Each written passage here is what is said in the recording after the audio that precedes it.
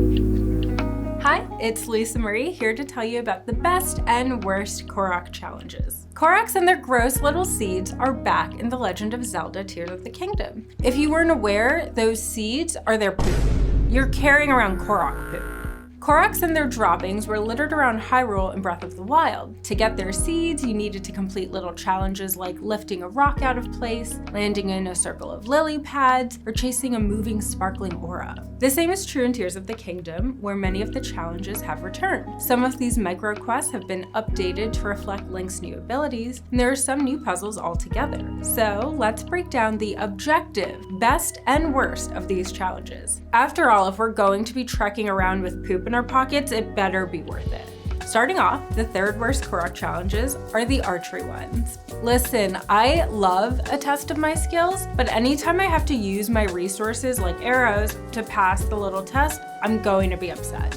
The third best, however, are the new Ascend puzzles. For these, you'll see a tree trunk on the bottom of an overhang or ceiling of some kind. The trunks are marked like others that grow right side up and denote a Korok nearby, but this one, of course, utilizes the new Ascend ability, and I appreciate the effort in making me stretch some of my new skills. Second worst are the missing rocks. For these, you'll see some kind of formation made of stones in the ground, but with one missing and typically just a few feet away. It's boring, and they were so ubiquitous in Breath of the Wild. They're not even a real challenge, just a waste of space. Boring.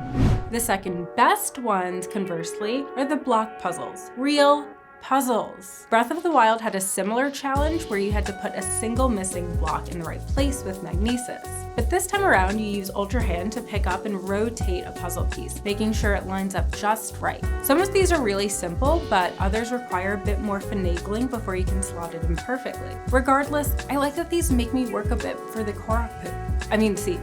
Now the objective, scientific, worst of the worst, and best of the best. The absolute worst Korok Seed challenge in Tears of the Kingdom is the dandelion one. Essentially, you have to reach the dandelion, hit it, head down to where it might land, and then quickly press A to examine before it hits the ground and disappears back to where you found it. It is one of the least intuitive mechanics I've ever encountered, with no cues explaining how this weed might work. And for that, it is the worst. And finally, the best. The crowning achievement of Korok Forest, reuniting friends. Listen, I love bringing friends together. No matter how many times I'm tasked with this mission, it still warms my heart. And some of these reunification missions actually require some thought and effort. There you have it, the best and worst Korok challenges of Tears of the Kingdom. And while this is, again, the objective ranking, we'd still love to hear what your favorites are in the comments below.